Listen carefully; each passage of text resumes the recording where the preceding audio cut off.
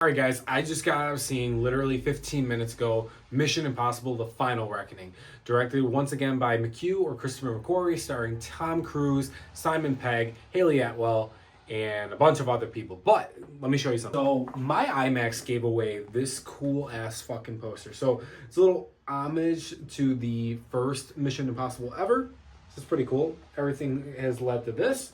And the IMAX exclusive right there, which I would probably frame this part. Film for IMAX, looks pretty sick. Let's talk about The Final Reckoning. Now, coming off the heels of this film, the successor, or whatever you want to call it, is Dead Reckoning. They later changed the name to just Dead Reckoning. This was technically supposed to be called, obviously we know, Dead Reckoning Part 2, but they changed it to The Final Reckoning, whatever. Never put a Part 1 in your title for your, you know what I mean? Don't ever do that, obviously. But what are my thoughts of this film? There's been a lot of criticism about this film, and I went into it open-minded, and I'm going to tell you right now, I had a blast with this movie. I actually really, really like this. Now, I'm probably sooner or later going to do a ranking of all my Mission Impossible movies from least to greatest, so stay tuned for that video. It might be right after this video I'm done filming, but I want to talk about this film. I have some issues with it, and they're really kind of, like, make sense issues, if that makes sense. Let's get out of the way all the negatives. My biggest negative with this film is its runtime. It is, I think, almost 2 hours and 50 minutes, I believe it is, and the film did not need to do that. There's a lot of montages, and there's a lot of, like, throwbacks to the older films, but showing reused footage in these films. And for me personally, I took it as audience, like, they kind of, like, treat the audience a little bit, I hate to say the word dumb, but, like, hey, like, this happened here, here, and here. We're explaining it and tying it all together in this part. And I just felt like the montages were too much at times.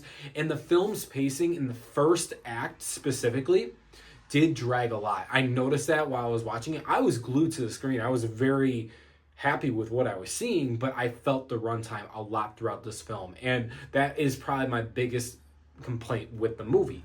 As for the plot goes, we already know what the plot was going into with Dead Reckoning Part 1, or Dead Reckoning. We already knew that it was going to be revolved around finding the entity and stopping the end of the world, so to speak.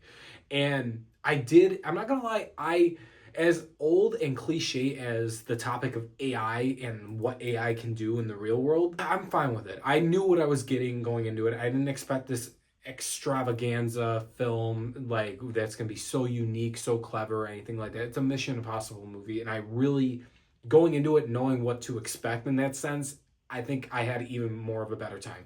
Now, obviously, let's talk about the action. Tom Cruise is fucking insane. So, like, I'm obviously, spoilers, by the way, we'll put that in there if you guys didn't know, but we will say that like the action sequences, the IMAX sequences, the plane sequence, the underwater submarine sequence, tension, and I'm like, what the fuck? I would never do something like this. But the action is kick-ass. Most of it is practical, and that's one thing I really, really love. I really loved how this film was shot. There's a couple Dutch angles they kind of borrow from Dead Reckoning. A lot of callbacks to earlier Mission Impossible films too, like 1, and I believe in a little bit of 2 or 3 it was. But overall, as the action goes, the set pieces, this film feels grand. Let alone you're going to be entertained with the action. Definitely go see that. And whether you want to see it in IMAX or not, that's totally up to you. My other little nitpick, I will say, is the score. Now, I'm very picky with my scores. Obviously, you guys know, like, Hans Zimmer is probably my top favorite composer.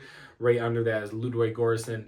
And I really been liking this new guy, well, not really new guy, but Lorne Balfe. He actually composed Fallout. He composed Dead Reckoning as well, and he composed Top Gun Maverick. And I really thought they were going to keep him for this film, but they went with someone else. And I don't know, the score wasn't as memorable as the 2 films before it for Mission Impossible. But that's a little nitpick.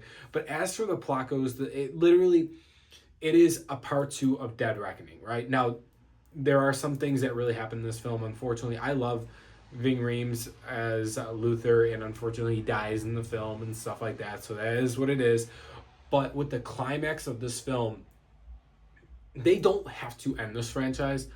I would be happy if they did. I don't know what else Tom Cruise can do. He is getting fucking old. He's in his 60s and he's doing crazy ass shit like fucking hanging on a side of a plane, jumping to the other part of the plane, just fucking dangling around underwater, fucking holding his breath through swims. Like, what the fuck else can this guy like do? Like, he can't breathe in outer space, but he's making a space movie. So I don't know how many more films they could even do with this, but The Final Reckoning, I would be happy if the franchise is done now.